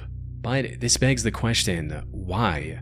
Why would someone go through the effort of setting up a whole website centered around this false premise? The creator even went as far as to add a legal section with disclaimers about how this was all being done with consent, all in an effort to make it seem more legit. One of the first explanations that comes to mind is that this was an art project of sorts. Though, a closer look at this site suggests that its creation was driven more by profit than by artistic intent. You see, this site has had advertisements on its homepage, often for adult content from its inception, something that was very common in the early internet days. A site called the Museum of Hoaxes even managed to track down the site's registration address to some adult business in West Hollywood, California. Put simply, the creator of seemierot.com created this hoax to entice visits from around the world and then leverage those visits to earn money from sponsors. As for the images featured on the site, who these people are is still unknown, but they were likely taken by the creators themselves, possibly one of their friends, as I wasn't able to find any record of them on the internet from before the site went up. seemierot.com was ultimately shut down in 2013. It has since changed owners multiple times between different businesses, including a coffee company and now a fashion and lifestyle blog from a tiny remote town in Australia. That said, the identity of the original creator remains a mystery to this day. They exhibited some odd behavior over the years, like continuing to update the site to make its, and by extension their coffin cam business, seem more legit, despite the internet figuring things out by 2004. At one point, they even made up a story about the police confiscating their camera equipment. It's now been over 12 years since the original site was up. Mortis.com. In early 2010, a bored 4chan user was typing random URLs in their browser, hoping to stumble across something interesting. And while most URLs they tried were either unavailable or belonged to some business, one caught their attention almost immediately: Mortis.com. It was a completely black page with nothing but a generic login window in the middle. There was no logo or description that could help visitors understand what the website was about. This mysterious landing page, combined with Mortis roughly translating to "of death" in Latin, piqued this user's curiosity. But without a valid username and password, there was nothing he could do to investigate further. With no other option, he turned to 4chan and made a post about the site on its technology board. What he didn't realize at the time, however, was that this would spark a decades-long mystery that remains unsolved to this day. Now, I should mention that while some still remain, a significant portion of the discussion threads and forum posts regarding Mortis.com have since vanished from the internet, including the wiki page users created to keep track of all their findings. Any backups of Mortis.com have also been deleted from the Internet Archive upon a request from the site's owner. In other words, whoever this owner is, they do not want people digging into this. The Mortis.com site also went down sometime in 2011, possibly because people started trying to brute force its login requirements by using special software to try millions of username and password combinations, so the owner took it down. Now, most of these attempts led nowhere, but a few more tech-savvy individuals managed to extract valuable information from the site's code before it went offline. Most interesting among these was the fact that it was originally registered all the way back in November of 1997 by a man named Thomas Ling. This allowed users to discover 24 other websites under that same name. But instead of offering clarity, the discovery of these additional sites only made the mystery more convoluted. Take Cthulhu.net for instance, which was named after the eldritch monster created by H.P. Lovecraft. It was just a black page with the text "Dead but Dreaming" written on it, and nothing else. Some users also claim to have seen a version of this site with a white chess piece on it, though I wasn't able to find any archives containing that detail. Either way, the whole thing was deeply puzzling and mysterious. That said, not all sites under Thomas's name were this empty. Exercio.com led to a landing page with 4 different options. Among these, quilts.html was the most notable, as it led to a page about someone sharing pictures of their quilting projects. And while this doesn't look all that important to the Mortis.com mystery at first glance, in actuality, it holds the key to answering everything, or at least getting as close to the answer as we can. But we'll get to that a bit later, because there's another key piece of this puzzle that we haven't discussed yet. You see, while people were snooping around the Mortis.com code and the emails relating to its domain, they discovered terabytes of encrypted data connected to this site, which is an unheard of amount of data for the late 90s. Some individual files in this collection were as large as 39 gigabytes, which got people even more curious about what this site was hiding behind its login page. Theories included everything from a private collection of illegal explicit material to something connected to the three-letter agencies like the CIA or FBI. However, while people were trying to figure this out, Thomas allegedly contacted one of the investigators and told him to stop trying to hack his site. As the story goes, Thomas also claimed that these files were nothing more than the photos and videos from his wedding, which would have been a reasonable explanation if these files were only a few gigabytes in size, not terabytes. A more reasonable theory, one that I personally believe in as well, is that Thomas was pirating movies and other media and using Mortis.com to host them online. This way he could easily consume this media from any device with an internet connection while also being able to share it with all his friends and family. This would also explain why he was so reluctant about people finding out the truth, as it could land him in some trouble with the authorities.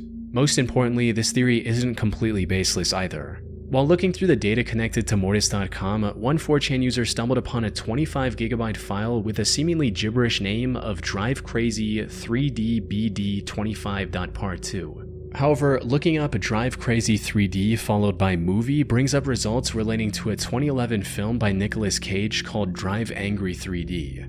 With that, we can decipher the rest of the name as well, with BD likely being the short form of Blu-ray disc and 25 referring to its size in gigabytes. Put simply, Mortis.com was likely nothing more than a pirated media server. As for its ominous name, it's possible he chose Mortis just because it sounded cool.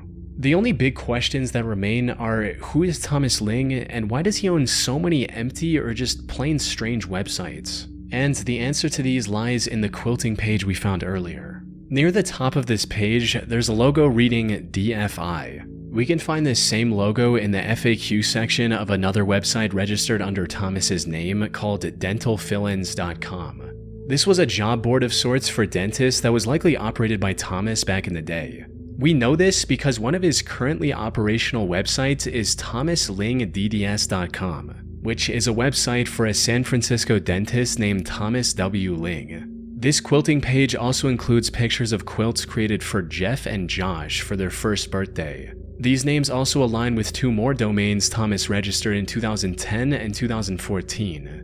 Lastly, while looking through the many domains connected to Thomas, I discovered a subdomain of Cthulhu.net containing a 7-day travel journal. These entries describe Thomas and his wife Karen's adventures across Asia, including Thailand, China, and Hong Kong. And as expected, Thomas also owns the KarenLing.com domain as well. To summarize, Mortis.com was most probably a personal media server owned and operated by a San Francisco dentist named Thomas Ling. As for the many domains under his name, he acquired them for his businesses, close family members, or for random projects like creating an online travel journal. These were also meant to be a completely personal thing. Unfortunately, someone accidentally stumbled across one of his sites and turned them into a decade-long internet rabbit hole that many are still trying to figure out to this day. Slave Master. In the year 2000, a very disturbing chain message started spreading on AOL, which was a popular instant messenger at the time. If a guy by the name of Slave Master contacts you, do not answer. He has killed 56 women that he has talked to on the internet. Please send out to all the women on your buddy list. Also ask them to pass this on. He has been on Yahoo, AOL, Excite so far. This is no joke. And please send this to men too, just in case. Send to everyone you know. Now, chain messages like this were fairly common back in the day. They were an evolution of the physical chain letters and often contained some pretty out there claims, like telling the reader to forward it to 20 people or something bad would happen in 3 days. This one, however, felt a lot more real, and that's because it actually was. Slave Master wasn't the name of a fictional horror character someone had created to start an internet hoax. Instead, it was the username of John Edward Robinson, the internet's first serial killer. Someone who used early online chat rooms like AOL to find and entrap his targets. One of his first online victims was 45-year-old Sheila Faith. She met John in 1994 in an online chat room, And after talking with her for a few weeks to gain her trust, John promised to pay for the surgery of her 15-year-old wheelchair-bound daughter, Debbie. All Sheila had to do was go to Kansas City where John lived, and he promised to take care of everything else. She agreed and moved to the city with Debbie in December of that year. Unfortunately, that was the last time anyone saw Sheila or Debbie alive. A few years later, John used the persona of slave master once again, this time with a 21-year-old Polish immigrant named Izabela Lewicka. Izabela met John in 1997 and began chatting with him almost daily. Over the next 2 years, John showered her with love and convinced her to move to Kansas City as well. Once she was there, he rented an apartment for her and even made her sign a marriage certificate, which he never turned in. But then Izabela suddenly disappeared, and when asked about her by her peers, John claimed that she was caught using drugs and was thus deported back to Poland. Tragically, this lie worked better than he might have expected, giving him the confidence to look for his third online victim just a few months later. And the next person to fall in this trap was 27-year-old Suzette Troughton. She was a nurse from Michigan with big dreams. John realized this early on in their conversation and posed as a wealthy businessman to entice Suzette. He offered her a $60,000 a year job working as his non-existent father's primary caretaker, and to sweeten the deal further, also promised to take her with him on his business trips around the world. This was what finally convinced Suzette to leave her already established life in Michigan and move to Kansas City. But unlike his previous 3 victims who disappeared without a trace, Suzette gave John's name and number to her mother before leaving. Shortly after leaving for Kansas City, her mother also started receiving several typed letters, supposedly from Suzette, reassuring her of her safety. However, her mother found these letters incredibly suspicious, as Suzette had never sent a typed letter before. They were also free of any grammatical or spelling mistakes, which didn't match Suzette's writing style. So she called John, hoping to speak with her daughter. Instead, she was met with hostility from John, who accused Suzette of stealing his money and running away. But Suzette's mother knew her daughter would never do something like this. So she called the police on March 1st, 2000, kickstarting an investigation into John's life. The police in Kansas City, however, were already quite suspicious of him. You see, John was a lifelong con artist who'd been behind bars several times for embezzlement, fraud, forgery, and other similar charges. Most importantly, his name had already come up in multiple missing woman cases. Each time he escaped consequences due to insufficient evidence. This time, investigators held back and quietly kept John under surveillance, and it wasn't long before their patience paid off. One of his would-be victims called the police on him. This gave the authorities a warrant to put John under arrest and search his property for evidence. However, what this search uncovered was far more horrific than anyone could have imagined. As it turned out, Sheila Faith was far from his first victim. She was just the first one he lured through the internet. He'd already lured and killed 4 more women before Sheila, dating as far back as 1984, including 19-year-old Paula Godfrey, 27-year-old Catherine Clampett, and 49-year-old Beverly Bonner. However, his worst crime was against 19-year-old Lisa Stasi. John approached Lisa and her 4-month-old daughter after his brother expressed his desire to adopt a child. He lured Lisa with promises of a stable life, only to end her life in a hotel room. He then gave Lisa's 4-month-old daughter to his brother, claiming that she was an orphan, and even pocketed $5,500 from them in legal fees. After his arrest, authorities searched his property with cadaver dogs and discovered multiple oil drums filled with the rotting remains of his victims. He was convicted in January 2003 and received 5 life sentences without the possibility of parole, along with a death sentence for his crimes. Markovian parallax denigrate. On March 11, 2004, American journalist and U.S. Congress worker Suzanne Lindauer was arrested by the FBI on suspicion of being a spy for Iraq. While doing some research on her, a Wikipedia user named Lazarus666 found a connection between her and a string of strange Usenet posts from 8 years earlier. For some context, Usenet was the precursor to modern internet forums. Discussions on Usenet were divided into several sections called the news groups, similar to subreddits on Reddit. Now, spam on Usenet wasn't exactly rare. Shady companies often made promotional posts in an attempt to market their products for cheap. However, on August 5, 1996, several groups were flooded with tens of thousands of posts that looked like regular spam at first, but a closer look revealed their true intention, or lack thereof. Put simply, these posts were mostly complete gibberish with seemingly random strings of words formed into paragraphs. Now, when Lazarus was researching Susan Lindauer, he came across one of the few surviving posts from that day and noticed that it was made by a Susan Lindauer as well. Lazarus speculated that these might have something to do with Susan sending encoded messages back to Iraq. Looking back, however, this theory makes little to no sense. That's mainly because in over 2 decades, no one has been able to identify any patterns in the posts that might suggest they're encoded. More importantly, if Susan wanted to broadcast anonymous messages, why would she use an email with her own name on it? But regardless of how feasible Lazarus's theory was, it ended up generating a ton of interest in the topic. These strange Usenet posts were later given the name Markovian Parallax Denigrate based on the subject line of the sole surviving post. It also became known as one of the first great mysteries of the internet, with people from around the world trying to figure out what these posts meant. Unfortunately, no one has been able to find a concrete answer ever since. The theory linking them with Susan Lindauer was eventually dropped by internet sleuths as they couldn't find anything connecting the two. It was also discovered that the email address actually belonged to a student of the same name from the University of Wisconsin. However, this also went nowhere as the email address turned out to be spoofed from the start. People then looked into the mystery's title, Markovian Parallax Denigrate, and assumed that it might have something to do with the Markovian process, which is the math used by phone keyboards to predict the next word in a sentence, and even serves as the foundation for modern text-based AI services like ChatGPT. So maybe someone was just experimenting with a new Markovian process-based bot and decided to unleash it on the Usenet. Unfortunately, this theory doesn't have much ground to stand on either.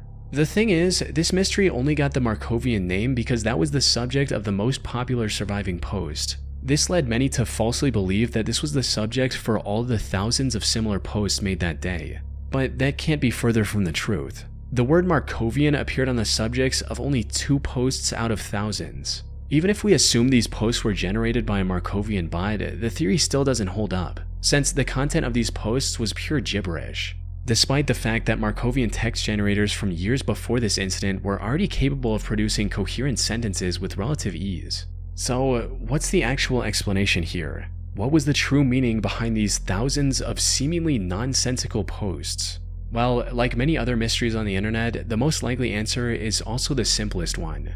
Put plainly, this spam of thousands of posts was just that, spam. Something that becomes abundantly clear when you consider that, with a single exception, the only news groups targeted were related to Christianity. In other words, there's a strong chance this was simply an attempt by an unknown user to troll Christian news groups. As for why the spam looked so jumbled, it was likely an attempt to bypass Usenet's spam filters, which typically flagged and deleted repeated messages. That said, this is still just an educated guess, and the rabbit hole can get much deeper the more you look into this. Maybe it did originate as something far more exotic, like a text version of spy number stations, or an attempt to test the security of Usenet by a foreign entity. But unless the original developer comes forward with a confession, the spam theory is the best we have to explain the rabbit hole that is Markovian Parallax Denigrate.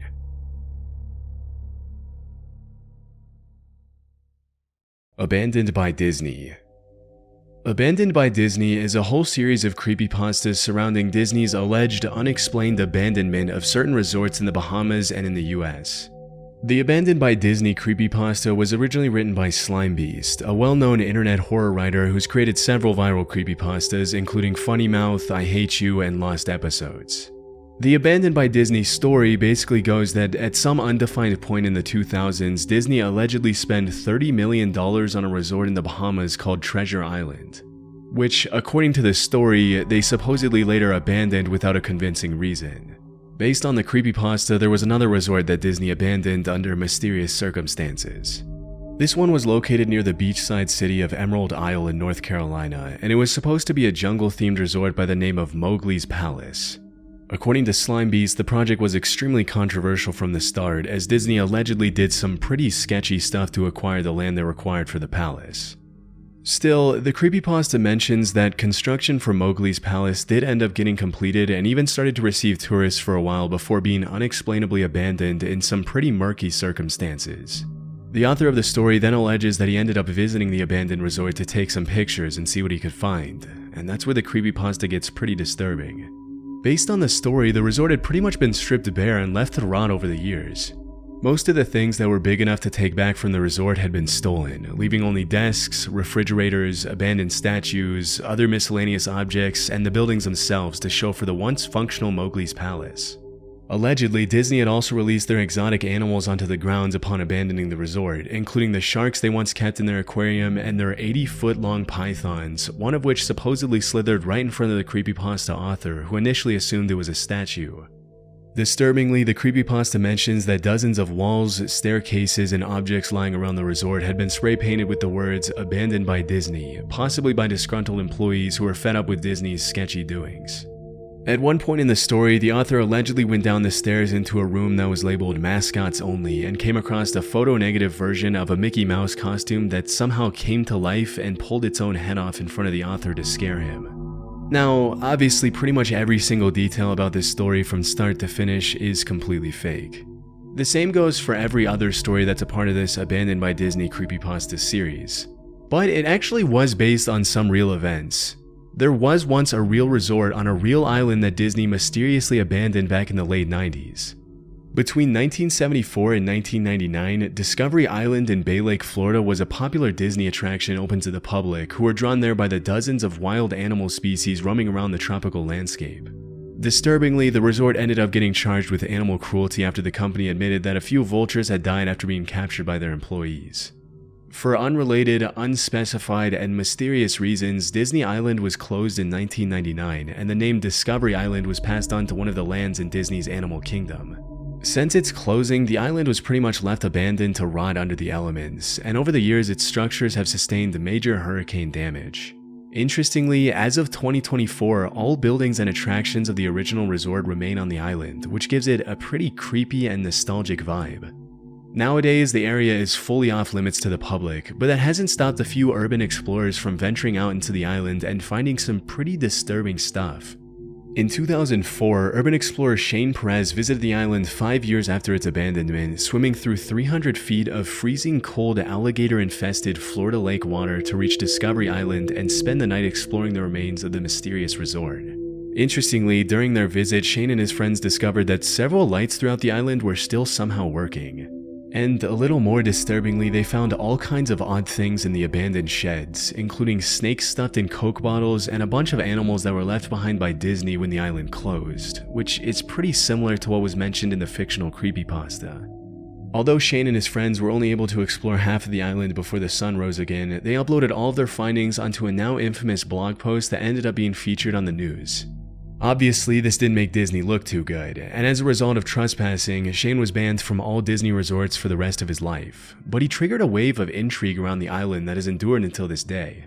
Over the years, a few more urban explorers have attempted to explore the island, leading to some pretty interesting videos, blog posts, and pictures. Nowadays, the island is under extremely heavy 24/7 surveillance, which would make it almost impossible to explore for a regular civilian.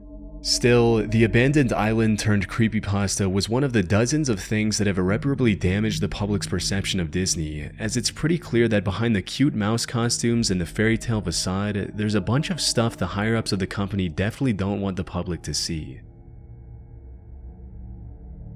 The Smiling Man. In April 2012, a Reddit user named Blue Title posted a story titled The Smiling Man. The story basically goes that at some point in 2012, Blue Title went for a solo walk in the middle of the night in Seattle, Washington after his roommate had fallen asleep. At some point in the evening between the hours of 1 a.m. and 2 a.m., he saw a strange-looking man dancing at the other end of the street. In the user's own words, it was a strange dance, similar to a waltz, but he finished each box with an odd forward stride. I guess you could say he was dance-walking, headed straight for me. At first, Blue Title tried to walk past him, giving the man as much space as possible to avoid coming into contact with him, but the guy just kept dancing closer and closer. What's most disturbing about the account is the way the user describes the man's appearance. Based on the original post, the man was tall and lanky, wore an old suit, and had an extremely eerie expression on his face. His eyes were wide open and his head was tilted back to look at the sky. Even more unsettling, his mouth was twisted into a forced-looking smile that seemed permanently fixed on his face. To make a long story short, the smiling man ended up chasing Blue Title for several blocks until the user eventually outran him and made it back to his apartment safely.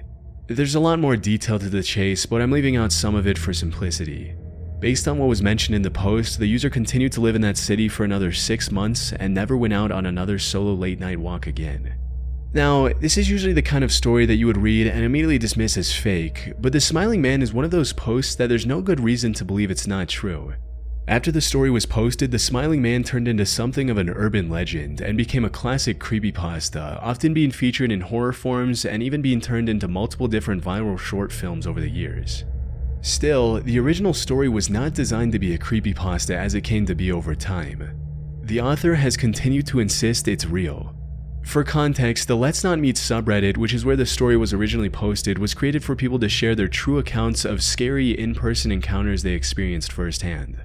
As per the guidelines of the subreddit, no fictional or paranormal stories are allowed, and any indication that a story was made up usually results in the post being immediately removed. All this to say that the Let's Not Meet admins make a big effort to keep the subreddit clean from any kind of stories that are obviously fake. That's not to say that some fabricated stories don't slip through the cracks from time to time, but I don't think the Smiling Man is one of them. Looking into Blue Title's activity on other subreddits, I found that they seem pretty honest and genuine, often discussing martial arts, music, and other topics unrelated to creepypastas and internet horror lore. The fact that the Smiling Man is pretty much the only story the user has told since opening his account in 2012 is a pretty good indication that it's true. On top of that, dozens of users over the years have claimed to have seen the Smiling Man themselves, and a lot of the times it's the original author himself who shows up in the threads to fact check them and call them out when they're embellishing the story or fabricating details that are obviously fake. And sure, this is by no means 100% definitive proof that the Smiling Man was real, but I'm honestly inclined to believe that this actually happened. As for what the Smiling Man's intentions were on that night in 2012, it's really anyone's guess. I'd probably guess the guy was either under the influence of drugs, mentally insane, or really going out of his way to mess with Blue Title for no reason. With so many years having gone by since this incident took place, we'll likely never know. The only thing we can be sure of is that it's probably a good thing the OP ran away when he did. You never know what someone who's clearly not in their right mind is capable of, especially when there are no witnesses around. The year was 1991. In April of 2015, a Reddit user with the mysterious name I'm Sorry Michael posted a harrowing story in the No Sleep subreddit where he shared his first-hand experience of what it was like witnessing a 4-year-old get kidnapped from a school playground in the early 90s. Now, it's important to keep in mind that the No Sleep subreddit doesn't always feature true stories. In fact, it almost never does. It's pretty much entirely creepypastas, but you'll see why that's not so relevant in a second. The post was titled The Year Was 1991, and in it, the OP basically tells the story of how he arrived at a school sports field to toss around a ball with some family friends on a warm spring day. As soon as he arrived at the field, the OP allegedly saw a little boy in a blue jacket running on the playground close to the playing field. Suddenly, a suspicious-looking dark van pulled up to the playground and parked right over the hopscotch outline. A few seconds later, a man in a sketchy-looking, low-quality bear costume got out of the vehicle, promised the little boy some candy, and put him in the back of the van before driving away. Based on the post, the uploader immediately got into his vehicle and tried to catch up with the van, but because he was so unfamiliar with the area, he ended up getting lost. As soon as he called 911, the operator allegedly scolded him for prank calling and hung up on him. It wasn't until the next day that the OP supposedly saw in the news that a 4-year-old boy named Michael Dunahee had disappeared from a school playground the day before. Interestingly, through my research, I was able to find that Michael Dunahee was a real kid that had disappeared, and it really did take place on a school playground in 1991, which makes this Reddit post incredibly creepy. The real story goes that on March 24th, 1991, Crystal Dunahee, Michael's mother, was going to participate in a women's flag football practice at Blandshart Elementary School in Victoria, British Columbia. As soon as she arrived with her son at the school at around 12:30 p.m., Michael asked if he could go to the playground by himself. Immediately, Crystal felt that something wasn't right, but she let her son walk to the playground by himself under the condition that he had to stay there until his dad arrived at the school. Unfortunately, by the time his dad arrived, Michael was gone. A search was immediately launched, and Michael was officially declared a missing person. That day, the little boy had been wearing a blue hooded jacket, a Teenage Mutant Ninja Turtles t-shirt, rugby pants, and blue sneakers. But despite the massive search effort, which quickly became one of the largest police investigations in Canadian history, Michael was never seen again. Over the years, the cops have received over 11,000 tips on the disappearance, but none of them have led to anything significant. Strangely, even though there were dozens of people at the school field that day, there were no witnesses to Michael's disappearance. And the only thing that they could get out of a nearby passerby was that a man in his late 40s or early 50s with a brown van was seen near the playground around the time of the disappearance. Overall, a lot of the details from the official investigation match up perfectly with the Reddit post, but the majority of them were never confirmed by the cops. It's likely that the OP completely made the story up. But that doesn't change the fact that this is at least based on a real event that happened. Sadly, because the disappearance took place over 35 years ago, it's unlikely that Michael will ever be found at this point.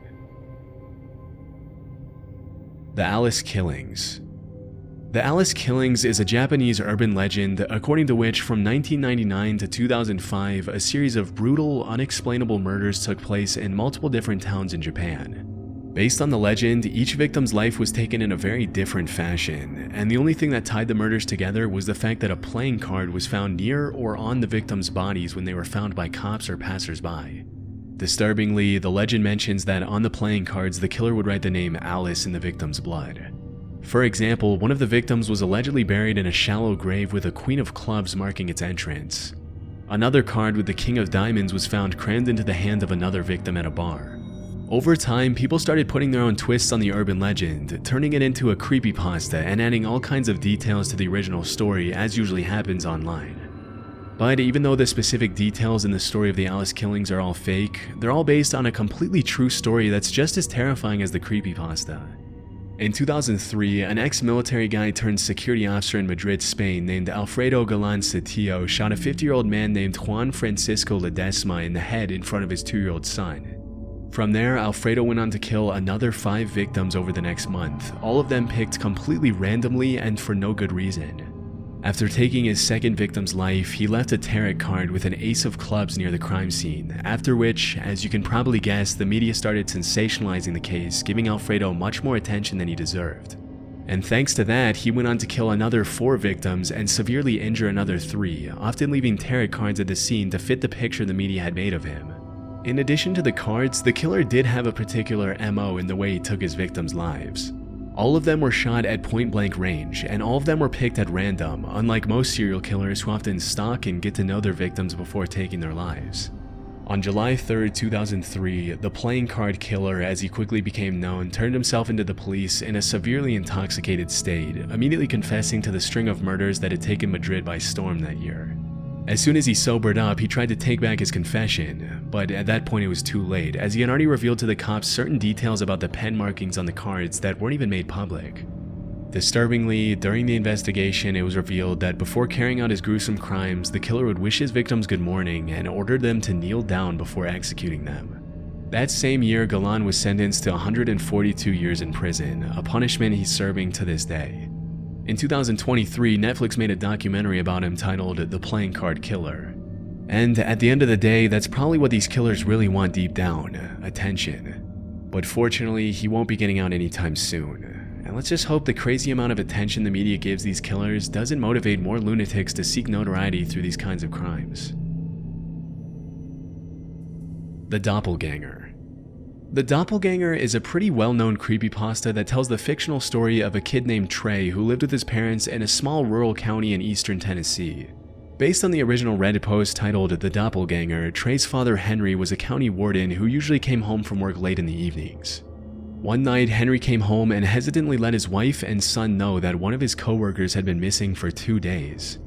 That same night, Trey's mom and dad made him promise that he wouldn't open the door for anyone, even for his own parents. The next day, Henry announced to his family that his coworker Mike's body had been found by a creek.